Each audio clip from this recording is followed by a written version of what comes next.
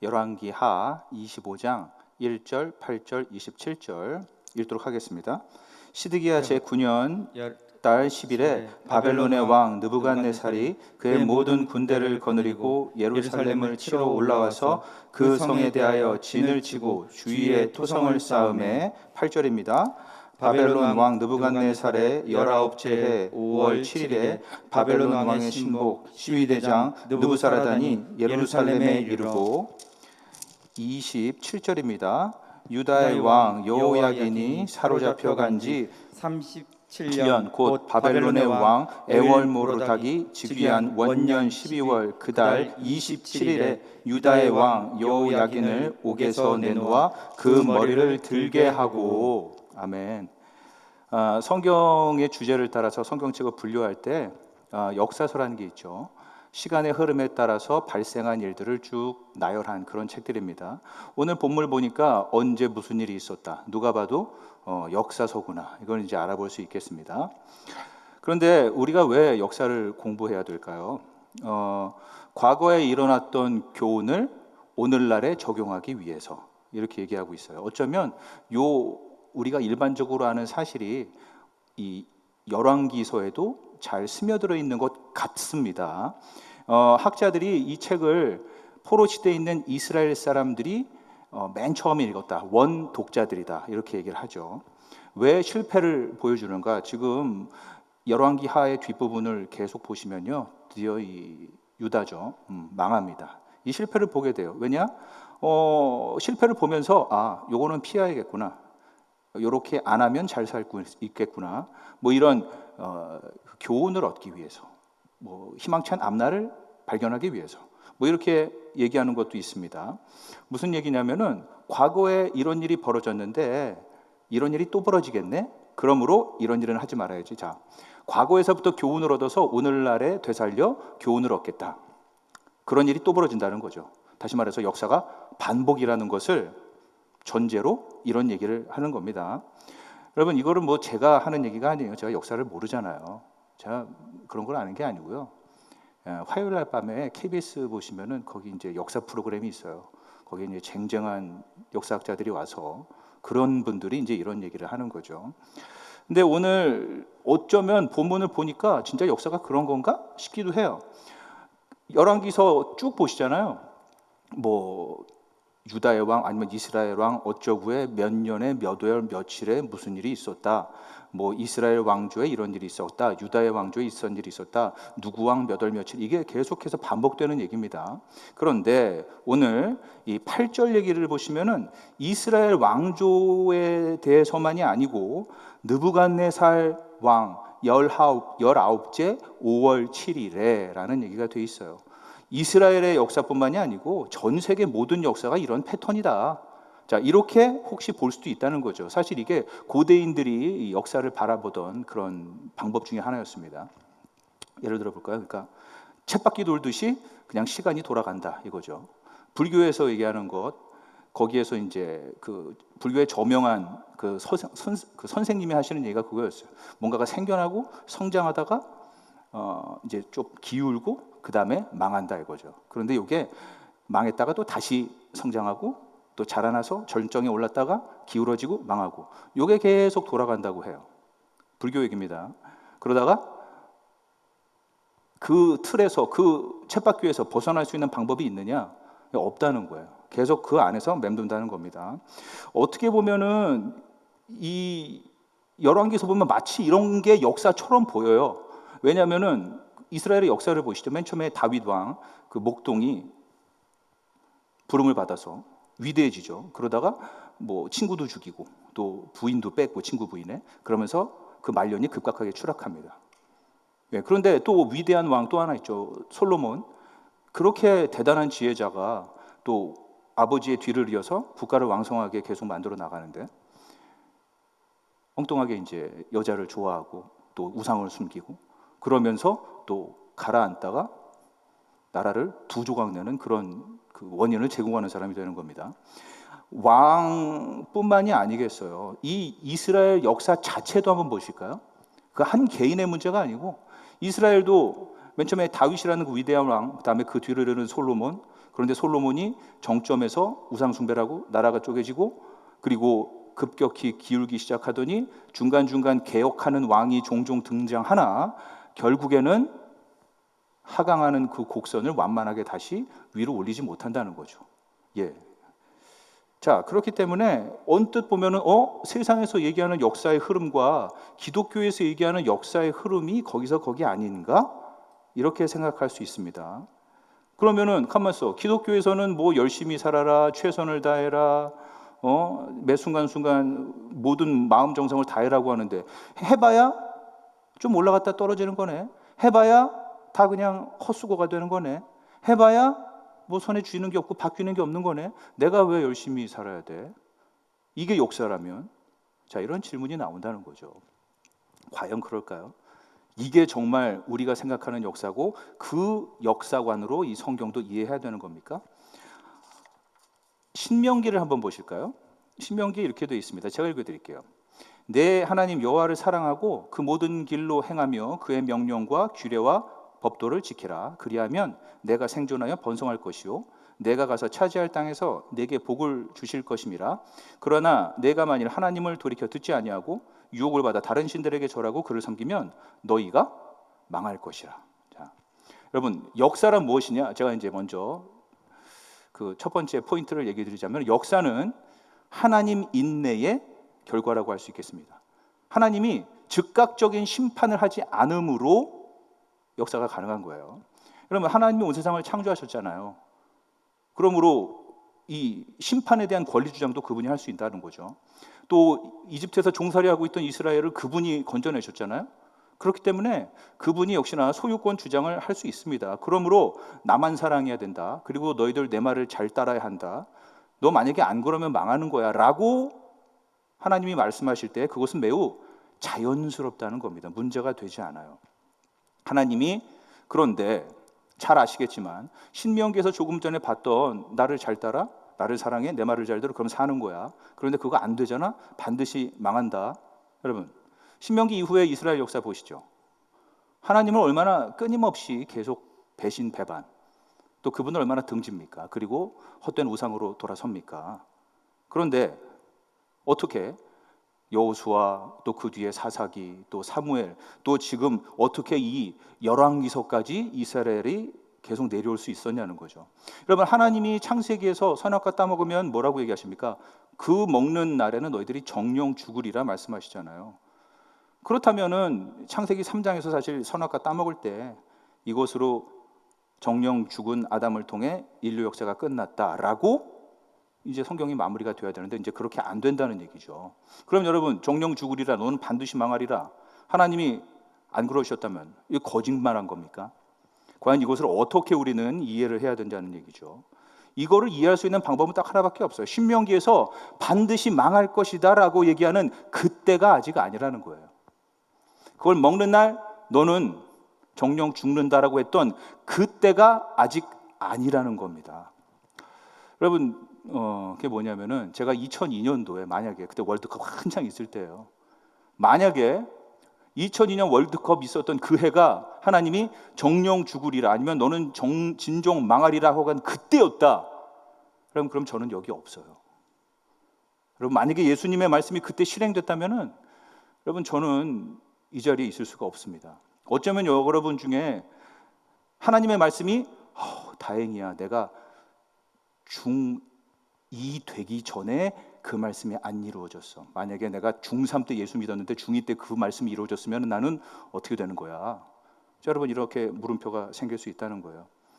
누군가에게는 바로 저 하나님의 말씀이 즉각적으로 지금 이루어지지 않는 것이 너무나 다행스러운 일입니다. 다시 말해서 하나님의 오래 참으심은 곧 우리들의 구원이에요. 그것이 바로 베드로가 하는 얘기입니다. 베드로서 3장 9절에서 오직 주께서는 너희를 대하여 오래 참으사 아무도 멸망하지 아니하고 다 회개에 이르기를 원하시느니라, 이렇게 되어 있어요. 다시 말해서 하나님이 오래 참으셔서 우리의 역사를 이끌어 나가신다, 하나님의 오래 참으심의 증거라는 겁니다. 그러므로 여러분, 이 세상에서 어떤 일이라도 제대로 이해하기 위해서, 또 내가 어떤 사람인가, 내 인생이 무엇인가를 제대로 이해하기 위해서는 하나님의 구원이라는 차원에서 만물을 이해할 필요가 있다 이겁니다. 여러분이 만약에 잘못된 논리를 가지고 세상을 생각하는 거죠. 그러면은 지금 나한테 생기는 이런 고난이 왜 생기는지 이해가 안 되는 거예요. 그리고 맨날 지지고 볶고 싸우는 이런 관계들, 이거 너무 힘든데 이거 도대체 왜 이러냐, 이거 이해가 안 가는 거죠. 우리들의 인간 역사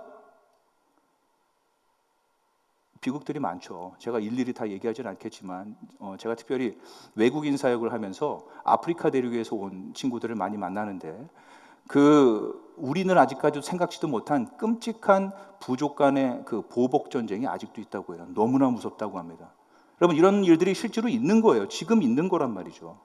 그런데 아니 이런 일이 벌어져 나는 맨날 지지고 볶아, 세상에 이런 하나님이란 있으나마나 정말 없어도 되는, 그리고 없는 것이 분명해, 이렇게 결론을 내리면 안 된다는 겁니다. 여러분, 이 세상을 창조하신 분이 있어요. 그리고 당연히 그분의 지혜라면은 그것이 궁극적인 지혜고 또 으뜸의 지혜라고 생각할 수 있었겠습니다. 그리고 그분에 비한다면 우리들은 대단히 속 좁고 또 어리석이 짝이 없는 그런 존재겠죠. 그러므로 하나님이 주관하시는 이 역사가 나한테 이해가 안 된다?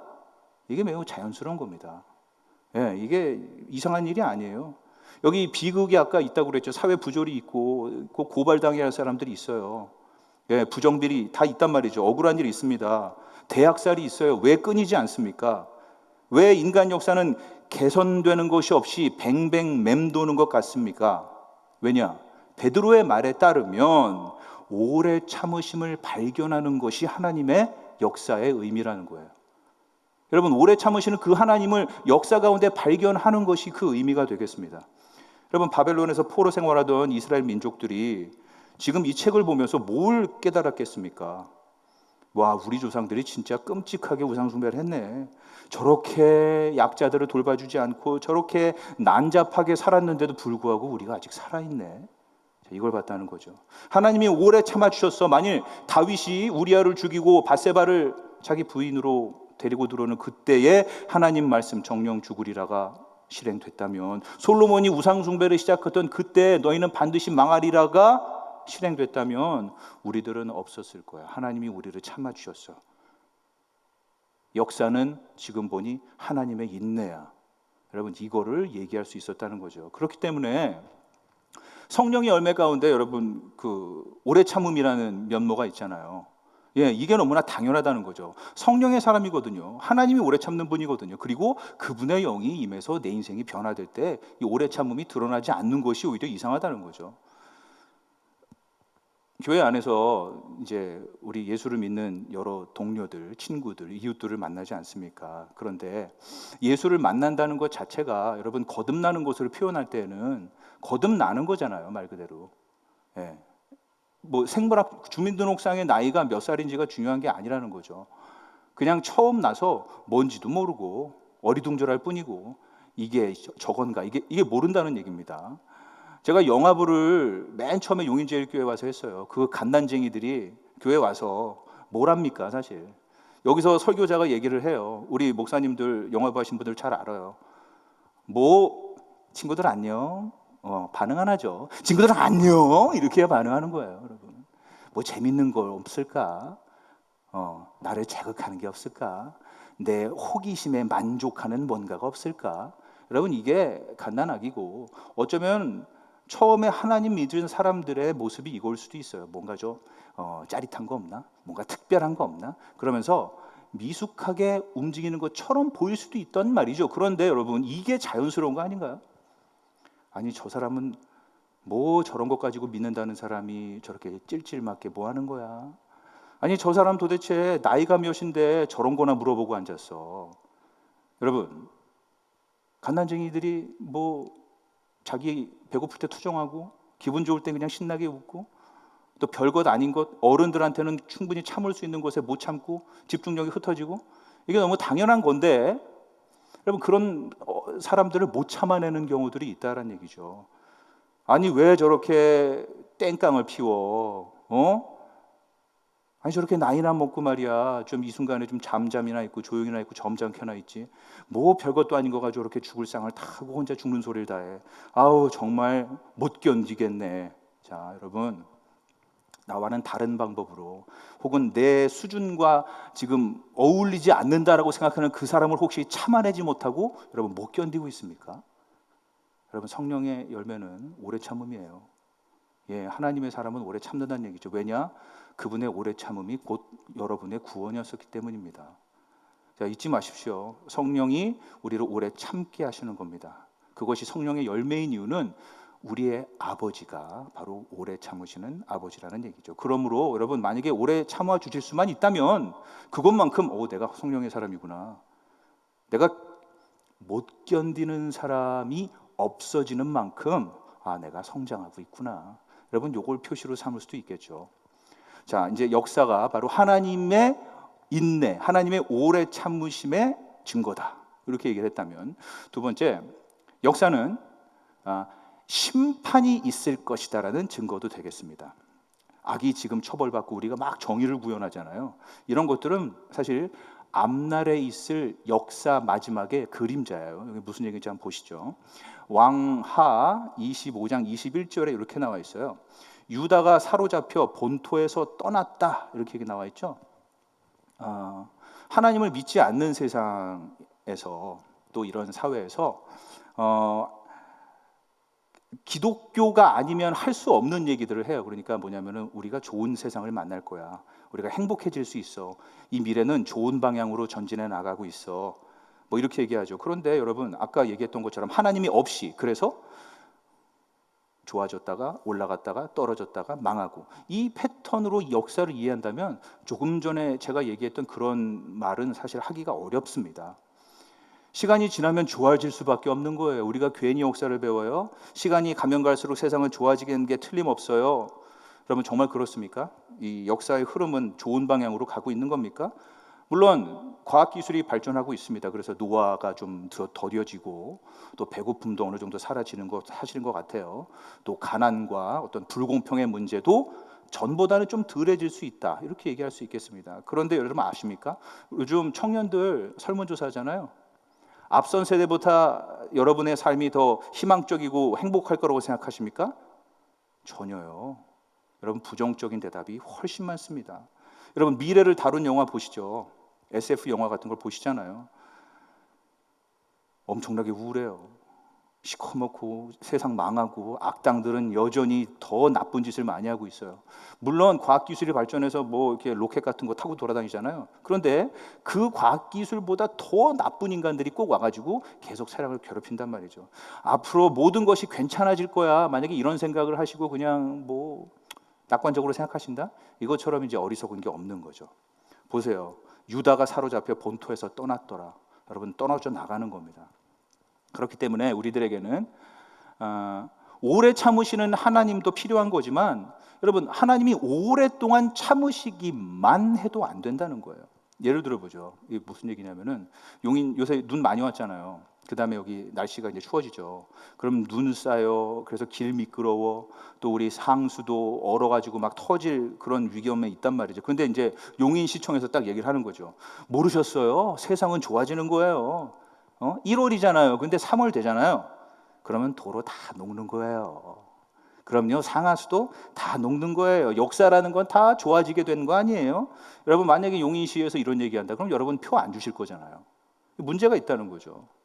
지금 이 순간에 잘못된 것에 개입해서 손을 쓰지 않는다면, 여러분, 그래서 봄이 되면 도로가 녹아요, 상수도도 다 녹을 거예요. 미래의 역사, 오케이.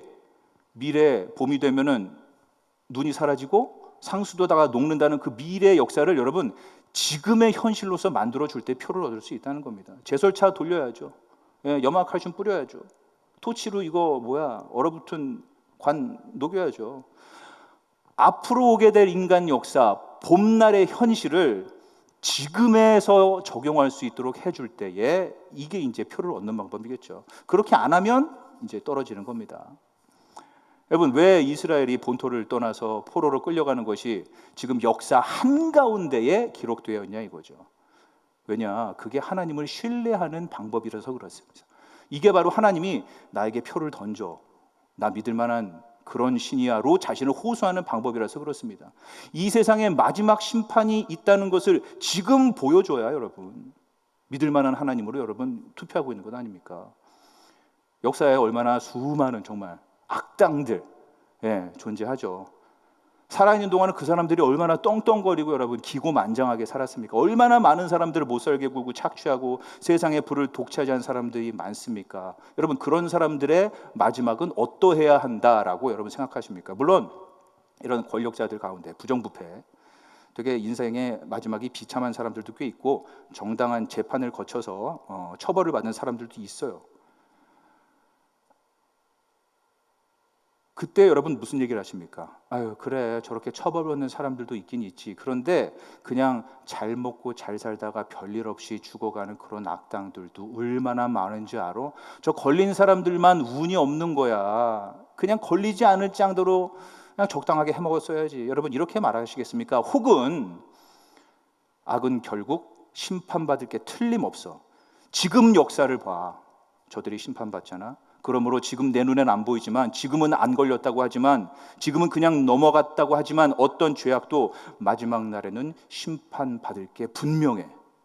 여러분 이걸 얘기할 수 있어야 된다는 얘기죠. 여러분 죄를 졌을 때 와, 안 걸렸다. 오, 안심이다. 쪽팔리지 않아도 되네. 여러분 이게 얼마나 위험한 건지 아십니까? 야고보서 5장 16절에 보시면은 서로 간에 죄를 고백하라고 얘기하죠. 잘못을 고백하고 인정하면서 여러분 회개의 기회를 갖는 것이 얼마나 중요한지 몰라요. 이게 정말 차라리 다행이라는 겁니다. 여러분 죄를 짓는 게 습관이 되어서는 안 되겠어요. 왜 죄를 고백하는 게 문제가 되지 말아야 되냐? 여러분 죄를 고백하는 것만큼 하나님과의 관계에 있어서 결정적인 게 어디 있습니까? 그것만큼 필수적인 게 어디냐는 겁니다. 여러분 생각해 보세요. 인간이 어떻게 영적 침체를 겪게 되는가 생각해 보세요. 자, 창세기에서 죄를 짓죠. 하나님이 무서워서 그 뒤에 나무에 숨습니다. 하나님이 그때 아담 어디 있니? 라고 이제 질문을 하시는데 여러분 이 질문이 하나님이 아담이 어디 있어? 안 보이네. 뭐 몰라서 물어봤겠어요? 왜 하나님이 아담 먹으면 안 된댔는데 왜 그래? 라고 얘기하지 않으시고 왜 아담 어디 있니? 라고 물어보십니까? 질문을 던지는 거죠. 생각해봐라. 네가 왜 나무 뒤로 숨었나? 왜 나와의 관계가 단절됐나? 그리고 네 죄가 뭔지를 깨닫고 나에게 얘기하라. 여러분 이 기회를 주시는 것 아니었겠습니까? 자신의 죄를 고백하기를 기다리고 있었던 것 아닙니까? 여러분 아담이 만약 그 순간에 자신의 죄를 고백했다면 하나님과의 관계가 깨지지도 않았을 것입니다. 아담과 이브 사이에서 몸을 가려야 할 필요도 없었을 거예요. 여러분 죄를 해결하지 않았기 때문에 죄를 고백하지 않았기 때문에 결국 인생에서 수고하고 또한 이 물질 세계 가운데서 제대로 돌아가는 게 없고 또한 결국 우리도 죽음을 맞이할 수밖에 없다는 거죠. 어떤 면에서 우리는 여러분 죄를 지었기 때문에 지옥 가는 게 아니에요. 얘야 너 어디 있니? 라는 질문에 대답하지 않기 때문에 그 질문에 대한 대답을 생각하지 않기 때문에 여러분 그래서 지옥 가는 걸지도 모르겠습니다. 여러분 혹시 여러분한테 요새 어디 안 좋아? 여러분 이거 물어보는 사람이 있습니까? 어쩌면 여러분이 어려워하던 그 관계가 회복될 수 있는 기회일지도 모르겠습니다. 막혔던 기도가 다시 열릴 수 있는 기회일지도 모르겠어요. 어쩌면 그렇게 여러분 괴롭히던 두통이 사라질 수 있는 실마리를 찾을지도 모르겠어요. 아니면 여러분 요새 어디 안 좋아?를 물어보는 사람이 혹시 없습니까? 그러면은 여러분 찾으세요. 돌아보세요. 믿음의 친구에게 물어보세요. 내가 뭘 잘못 알고 있는 것 같아? 어떻게 생각해? 내가 우리 아내랑 사이가 안 좋은데 뭐가 문제인 것 같아? 여러분 여러분의 죄를 적극적으로 찾아보는 것을 두려워하지 마십시오. 왜냐? 어려움을 풀 수 있는 실마리일지도 모르기 때문에 그런 거예요. 여러분 인간 역사가 하나님이 오래 참으시는 하나님이 필요가 있는 거였죠. 그런데 오래 참으시기만 하면 안 돼요. 왜냐? 이 세상에 널리 퍼진 이 죄악 어떡할 거예요? 저 대학살 어떡할 거예요? 우리는 눈 감은 것까지는 아니지만 우리의 바로 옆 얘기는 아니지만 정말 자신의 형제자매 친척들이 죽어나가는 그 부족 간의 대학살 여러분 이거 어떡하냐는 얘기죠. 그렇기 때문에 오래 참으시는 하나님만 있으면 안 되고 우리들에게는 심판의 하나님도 필요하지만 만약에 하나님이 우리 심판만 하신다면 여러분 무슨 소망이 있단 말입니까? 그렇기 때문에 우리들에게는 인내하시지만 동시에 심판도 하시는 그 하나님이 필요하다는 겁니다. 여러분, 과연 성경의 하나님은 그런 하나님인가요? 자, 여쭈죠. 이 세상에 예수 그리스도만큼 고난을 안 받아도 되는 분이 어디 있었습니까? 그렇기 때문에 여러분, 우리는 이렇게 물어봐야 돼요.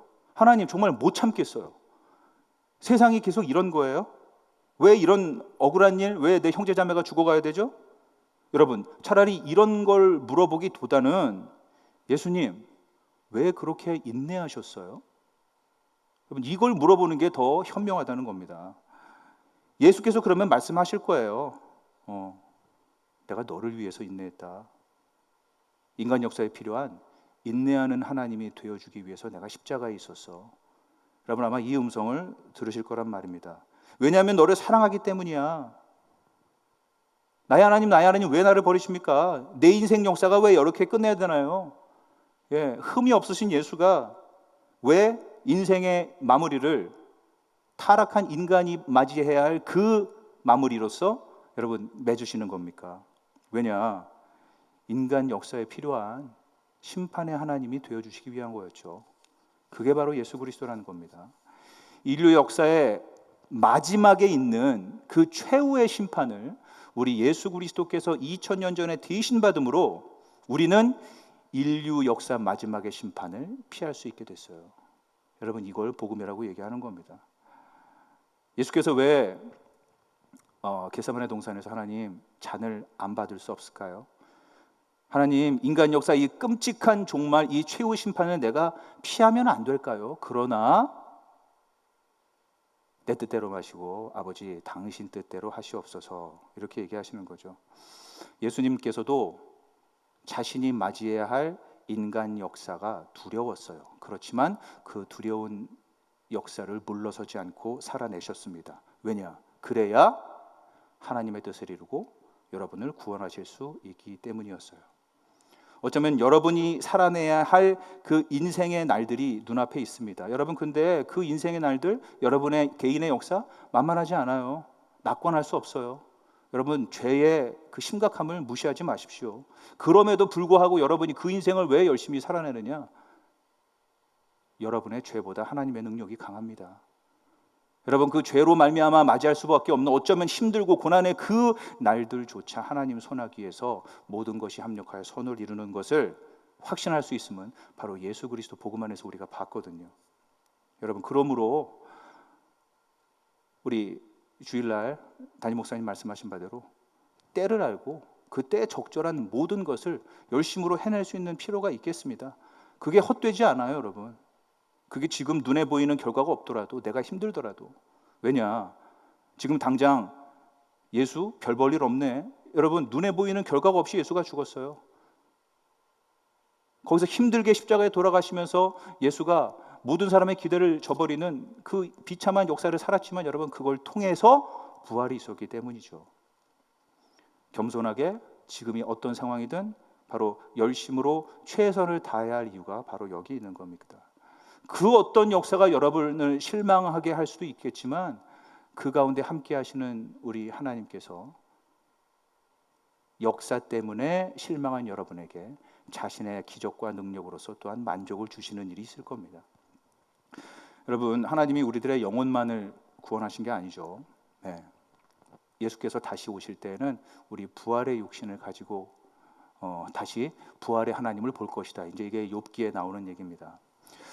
오늘 그 제일 마지막에 27절 이후에 보시면은 그런 얘기가 나와 있어요. 여호와긴 왕이 바벨론 왕으로부터 호의를 받아요. 그 이유는 몰라요. 그렇지만 호의를 받아서 모든 것이 다 회복되는 그 개인의 인생, 역사를 살아가게 됩니다. 회복이 있기 전에 먼저 바벨론 포른 세월이라는 여러분 엄중한 심판도 있었던 거예요. 그러나 오늘 역사서의 마지막이 왜 그 모든 회복으로 끝나느냐? 하나님이 여러분에게 뭔가 던져줄 것이 있다라는 거죠. 여러분, 말씀을 맺겠습니다. 우리는 막연하게 그냥 좋아지겠지 뭐 이렇게 얘기할 수 없습니다. 왜냐? 막연하게 좋아지겠지가 아니라 예수 십자가 때문에 좋아지겠지. 여러분, 이 확신이 있어야 되겠습니다. 세상이 뭐 이렇게 힘들어. 왜 계속 이렇게 어려운 일만 있어?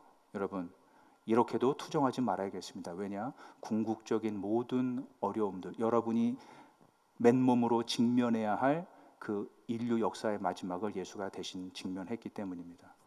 여러분, 예수 그리스도 재림하실 겁니다. 그리고 그분의 나라가 이 땅에 임해야겠습니다.